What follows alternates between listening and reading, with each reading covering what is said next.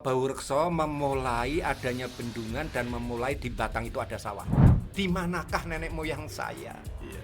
Ada apa sesungguhnya itu? Itu. yang ya, tapi alhamdulillah di Batang ini tidak ada korban jiwa.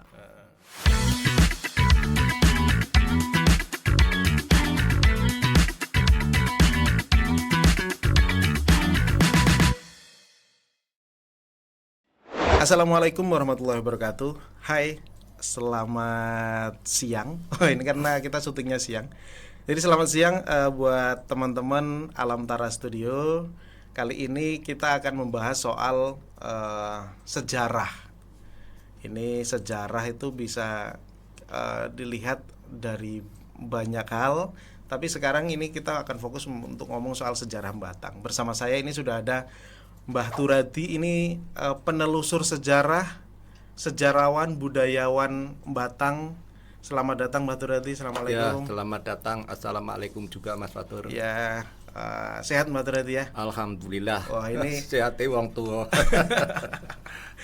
tapi meskipun sudah sepuh, tapi masih keliling terus ini Mbah Turadi. Saya kemarin melihat jenengan sampai ke gunung-gunung untuk menelusur apa itu, situs-situs itu? Ya, kebetulan masih ada beberapa desa di wilayah Kabupaten Batang ini yang belum kami lihat ya. Ternyata kemarin itu ada informasi di desa Mojo Tengah bahwa di situ kalau kita melihat nama desanya kayak nama desa yang nama-nama yang baru secara toponim ya.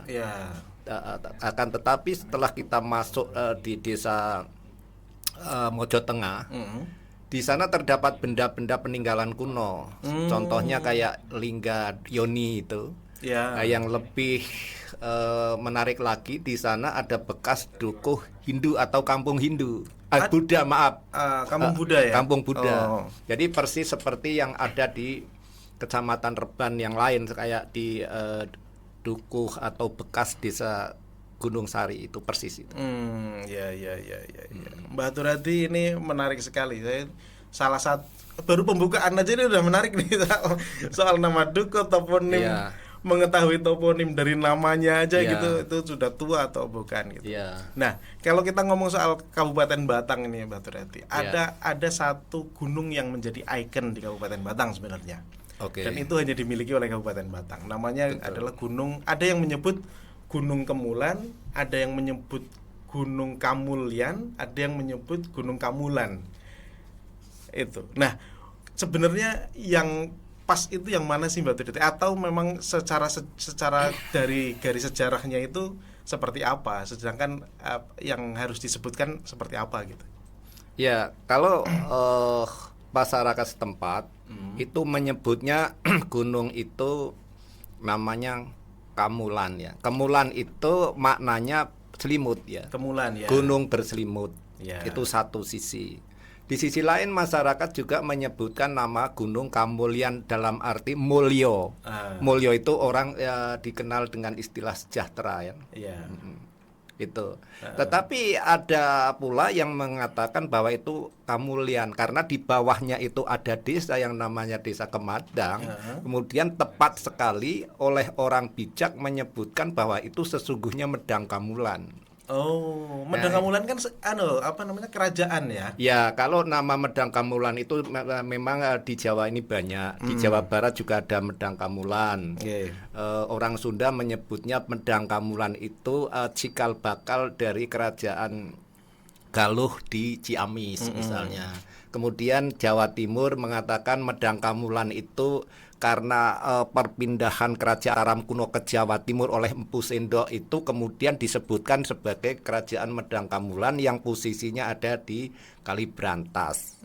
Semua itu benar menurut saya karena apa sih itu Medang Kamulan? Medang Kamulan itu kan sesungguhnya termotivasi atau terinspirasi menamakan Medang Kamulan itu dari Ramayana Mahabharata itu. Kalau Medang Kamulan. Nah, kita kembali ke Batang. Mengapa kita maknai sebagai Medang Kamulan? Karena di situ satu-satunya mungkin di Jawa ketika ada Gunung Kamulan itu ada desanya Medang ya, Medang Kamulan itu, terus di sampingnya itu gunungnya Kamulan, di bawahnya itu Desa Medang. Desa Medang itu yang disebut dengan Medang Kamulan. Iya, yang sekarang desanya disebut dengan Desa Keteleng. Ya, Kemadang kali apa? Keteleng ya? Iya, Keteleng. Lurahnya Keteleng. Itu apa namanya? Kemadang itu yang sekarang menjadi Desa Kemadang itu, tapi desanya Keteleng, sekarang Dukuh Kemadang. Tapi asalnya itu balai desanya juga kalau dilihat dataran desa tersebut itu Kemadang itu yang sekarang menjadi Kemadang itu dulunya Medang itu. Berarti sebenarnya wilayah Batang ini sendiri juga kuno sebenarnya. Ya, kuno. Itulah sesungguhnya kita ini terutama kami ya.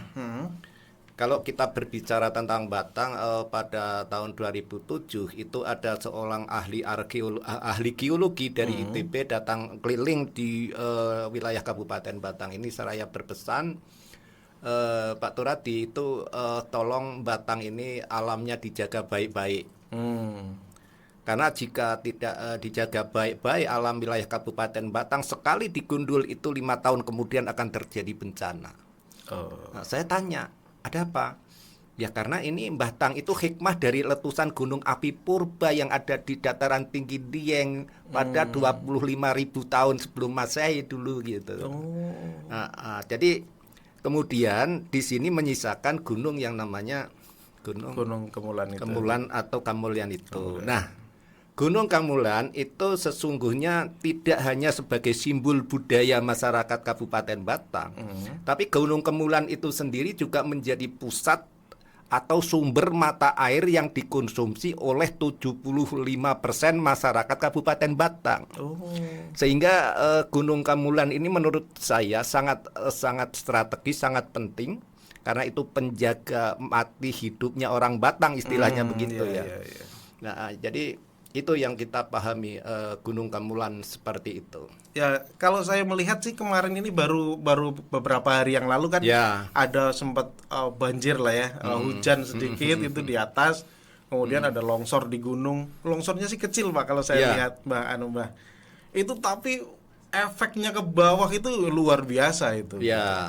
Itu artinya kan memang kalau saya melihat bahwa gunung ini apakah menjadi satu soko bagi kabupaten ini gitu. Sedangkan kalau seumpama ini udah marah ini kalau udah marah ini udah bencana kemana-mana gitu. Sebetulnya Gunung Kamulan itu kan sebagai lambang. Jadi apa namanya ya, logo Kabupaten Batang itu sendiri menggunakan gunung nama atau gambar Gunung Kamulan itu. Yang menarik ini seperti Mas Fatur tadi sampaikan bahwa baru kali ini Gunung Kamulan itu tanahnya longsor atau ambruk kan gitu. Memang saya juga kaget. Tapi baru kali ini juga kita mendengar bahwa di Batang itu menjadi pusat gempa. Belum lama ini kan. Beberapa bulan yang lalu Pak ya. Ada apa sesungguhnya itu? Itu yang padahal dari tahun sebelum-sebelumnya juga tidak pernah ada itu menjadi pusat gempa gitu. Nah ya, menjadi tidak bijak kalau kita mencari kambing hitam kan. Iya Mbak, benar Mbak. Jadi kita dalam konteks memandang terjadinya sebuah bencana di wilayah Kabupaten Batang, katakanlah kemarin itu banjir bandang ya istilahnya. Kalau orang Jawa dulu menyebutnya itu ladu. Menjadi nama banjir bandang tahun 93 oleh Gubernur Ismail saat itu. Jadi bahasa ladu menjadi banjir bandang itu yang menyebutkan Gubernur Ismail. Nah, ini kita memang dikagetkan oleh dinamika alam yang sebegitu dahsyat baru kali ini. Yang namanya Gunung Kamulan itu gregel keluh nek cara wong menangis itu. Ada apa itu? Ini saya kaget ketika melihat situasi ini, ya. Kemudian di bawahnya itu luar biasa dahsyatnya. Banyak ada rumah yang tersapu, kayak jembatan penghubung Tersono Pujut itu juga tersapu. Ya, tapi alhamdulillah di Batang ini tidak ada korban jiwa. Itu mungkin hanya sekedar peringatan kali ya Mbak, agar kita lebih berhati-hati kepada alam gitu. Ya, memang ya selama ini kita tidak bisa menyalahkan siapapun. Sekali lagi kita harus hadapi dengan bijak ya. Karena saya kira kalau pepohonan ditebang, digundul ya, saya kira sebagian besar masyarakat wilayah Kabupaten Batang itu tahu. Misalnya akibat dari penggundulan lahan, kemudian akan terjadi hal-hal negatif terhadap tanah. Saya kira semua tahu. Sehingga dengan demikian kita tidak tepat lagi menyalahkan si A si B. Yang paling tepat dan bijak, mari kita berintrospeksi terhadap diri kita masing-masing. Aku iki sapa nang ndi dunungku lan aku kudune kepiye karo alam iki. Iya Mbak. Itu gitu. Menarik. Ini akan panjang sekali Mbak. Tapi kita kembali kepada sejarah tadi Mbak, soal Medang Kamulan Mbak. Tapi ternyata di sekeliling Gunung Kamulan itu kan, di Batang sendiri kan ada banyak sekali prasasti ya Mbak. Dan ikut tua ya Mbak. Ya, jadi gini. Itu dimaknai sebagai Medang Kamulan. Ini versi dinasti Wongso Sailendra. Karena posisinya berada tepat di bumi Sailendra. Iya. Mengapa saya katakan itu di bumi Sailendra? Itu dasarnya karena keberadaan Gunung Kamulan itu posisinya ada di tengah-tengah. Jadi yang namanya bumi Sailendra itu Pekalongan, Banjarnegara, Wonosobo, Temanggung, Kendal, dan Batang.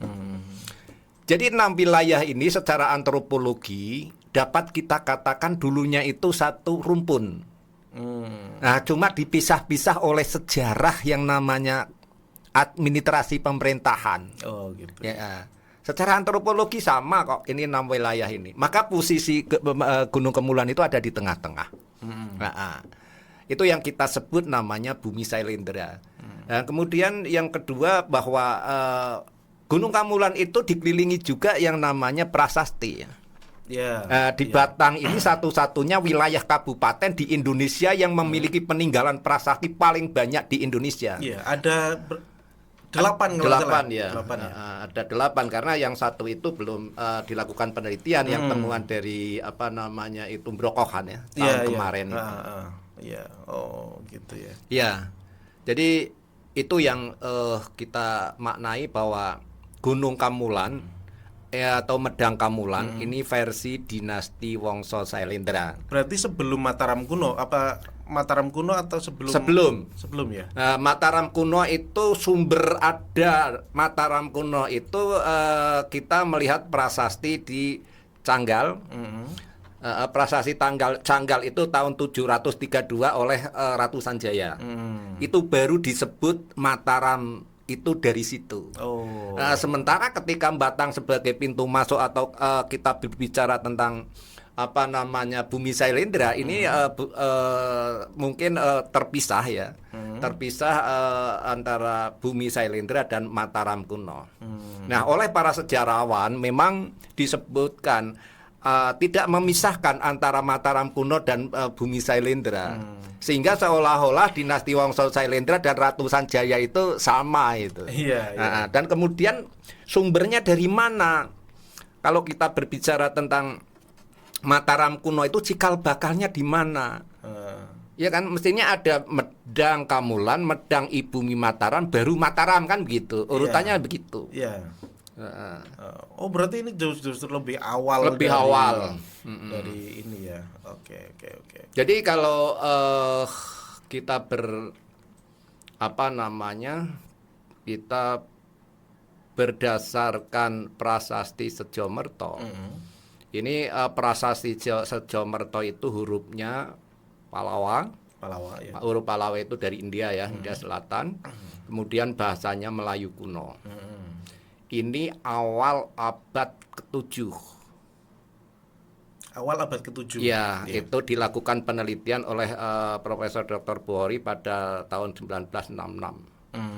Dan prasasti Jomerto itu sendiri melibatkan 3 teori besar yang sampai sekarang belum ada bantahan. Apa aja itu, Mbak? Tiga teori besar itu prasasti Jomerto itu yang diprakarsai oleh Profesor Dr. Buhori dan kelompoknya Purbacaraka, dilakukan penelitian bersama 3 negara. 3 teori besar itu teori Funan, Kamboja, teori India, dan teori Nusantara. Jadi ada yang mengatakan dari India bahwa Dapunto Sailendra itu awalnya dari India, kemudian terdepak oleh kerajaan dari awalnya dari India, kemudian pindah ke Jawa gitu. Kemudian dari Funan Kamboja menyebutkan juga bahwa Dapunto Sailendra itu konon katanya dulu di Kamboja terus pindah ke Jawa gitu. Tapi hasil penelitian keduanya itu tidak terbukti. Oh gitu. Keduanya tidak terbukti. Kemudian teori Nusantara menyebutkan bahwa Dapunto Sailendra itu asli orang Jawa gitu. Asli orang Nusantara, asli orang Nusantara atau orang Indonesia sekarang itu. Itu begitu. Dan keduanya terbantahkan, baik Funan maupun India itu terbantahkan. Itulah oleh Profesor Nugroho Noto Susanto bahwa prasasti Sejomerto adalah merupakan cikal bakal dinasti Wongso Sailendra. Oh gitu ya. Gitu. Kalau kita melihat bukunya Profesor Nugroho Noto Susanto itu buku Sejarah Nasional Jilid 2. Gitu. Justru Batang ini juga sendiri kan sebagai pintu masuk ke Dieng juga ya Mbak dulu, atau sejarahnya bagaimana itu Mbak? Terpisah. Jadi begini, ketika kita memaknai Batang sebagai pintu masuk peradaban kuno, Medudu Dieng, itu konteksnya kita sedang berbicara tentang kota tanah suci agama tempo dulu. Ya. Jadi Dieng itu kan menjadi tanah sucinya agama tempo dulu, agama Hindu, Buddha ya. Bahkan dari Asia Tenggara itu kalau mau masuk ke tanah suci ya lewatnya Batang. Karena yang paling dekat antara dataran tinggi Dieng dan pantai utara Laut Jawa ini paling dekat kan di Batang. Tidak ada 50 kilo kan, paling dekat. Itu yang bisa kita maknai sebagai masuk akal begitu. Tapi tidak serta-merta begitu saja tentunya, bahwa tadi Mas Fatur Batang sebagai pintu masuk peradaban kuno ya. Peradaban kuno itu artinya tidak semata-mata ke Dieng. Kalau Dieng itu kan konteksnya pusat spiritual ya. Kalau kita peradaban itu artinya luas, peradaban itu cara hidup ya. Pintu masuk ya, kemudian ada Dapunto Sailendra ya dari situ, kemudian spiritual agama Hindu Asia Tenggara juga dari situ kan gitu. Jadi Batang sebagai pintu masuk peradaban kira-kira betul. Nah, kalau tadi Mas Fatur menanyakan ceritanya piye kan ya. Kita bisa memaknai Batang sebagai pintu masuk peradaban kuno karena prasasti yang ada di situs Balekambang. Situs Balekambangnya ada di Gringsing. Ada di Gringsing. Itu satu-satunya situs yang berada di pinggir pantai Laut Jawa atau pantai utara. Itu satu-satunya. Jadi bibir pantai ada situs itu ya hanya ada di Batang. Itu ada prasasti dan juga ada kolam. Kolam itu dulu sebagai apa kira? Nah, kalau melihat prasasti itu namanya prasasti Bendosari ya. Karena itu posisinya di Dukuh Bendosari ya. Kemudian desanya itu Yosorjo, kecamatannya Gringsing. Jadi prasasti itu menyebutkan bahwa sumber mata air yang ada di Balekambang itu dimaknai sama dengan pentirtaan atau air suci yang ada di India. Itu disebutkan seperti itu. Jadi sumber mata air yang ada Balai Kambang itu dijadikan pentirtaan atau air suci bagi umat Hindu seperti yang ada di India. Artinya bahwa Balai Kambang, situs Balai Kambang itu identik dengan agama Hindu, aliran Siwa, kira-kira begitu. Tetapi itu hasil penelitian para arkeologi dari Prancis loh ya. Kemudian tidak jauh dari situ, kemungkinan ya sekitar 50-100 meter lah ya. Dekat sekali. Nah, dari Balai Kambang itu juga terdapat situs atau candi batu bata konon tertua di Jawa. Nah, ini yang kita belum mengerti ya, penelitian yang dilakukan oleh siapa itu ya, ahli arkeologi dari Prancis itu. Veronica de Groot. Nah, Veronica de Groot ya. Ini sesungguhnya apa sama-sama Hindu atau yang satu ini candi batu bata ini merupakan simbol Buddha? Menurut saya itu batu bata itu simbol daripada candi Buddha gitu, Mas Fatur. Oh, berarti setelah setelah Hindu. Nah ya. Jadi peradaban setelahnya berarti. Bisa jadi yang batu bata itu lebih dulu karena itu konon katanya abad ke-6. Sama dong candi situs batu bata seperti yang ada di Jambi. Dan kemudian di Kabupaten Kampar Riau sama itu. Itu kurang lebih abad 6. Bisa jadi yang ini duluan itu. Ya, maksud saya itu sebagai bagian yang melengkapi ya, yang mempertegas bahwa bibir pantai Kabupaten Batang ini sebagai pintu masuk peradaban kuno. Iya. Karena itu di situ ada dua situs. Dan konon juga desa pelabuhan itu yang ada di Celong itu juga dulu memang benar-benar pelabuhan di situ ya, Mbak ya. Oh ya, itu dimaknai sebagai pelabuhan purba. Karena di situ dianggap sebagai pelabuhan purba satu-satunya bibir pantai yang tidak terjadi sedimentasi. Ya karena satu-satunya bibir pantai yang di mana di bawahnya itu terdapat sungai bawah tanah istilahnya yang sumbernya dari Dieng. Yang menurut saya itu setelah kita kita lihat ke lokasi bahwa memang bibir pantai itu banyak sekali sumber mata air tawar. Satu-satunya bibir pantai yang menjadi pusat sumber air tawar itu yang ada di Kabupaten Batang. Dan itu yang menarik bahwa tidak mungkin perahu atau kapal lalu lalang ya, misalnya dari Laut Cina Selatan, Selat Karimata, kemudian belok sini atau berjalan menuju Sulawesi misalnya, karena Laut Jawa ini kan menghubungkan 4 pulau ya. 4 pulau besar. 4 pulau besar dan sangat strategis ya, itu Pulau Sumatera, Pulau Kalimantan, Pulau Jawa dan Sulawesi. Inilah yang menjadi kunci Nusantara itu di situ kira-kira.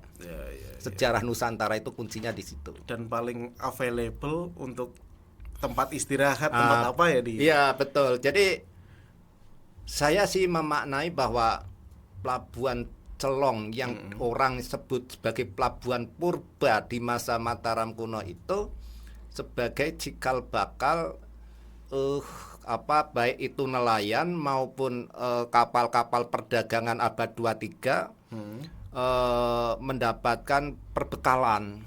Karena di situ sumber mata airnya itu mata air tawar.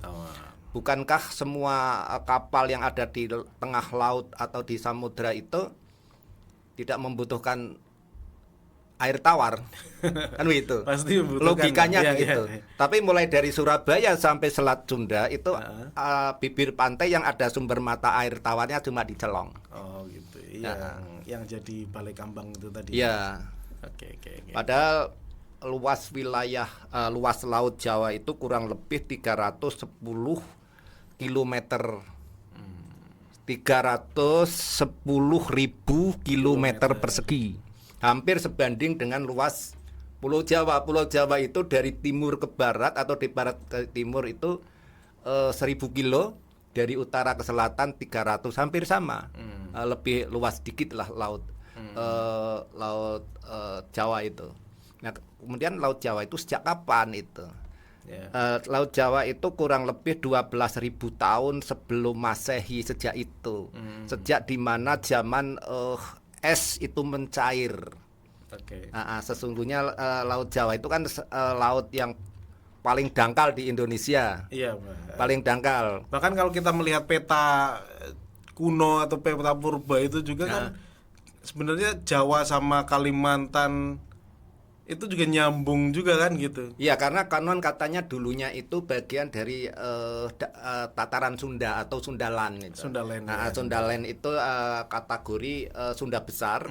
Kalau yang istilahnya Bali ke timur itu kan masuk Sunda kecil ya.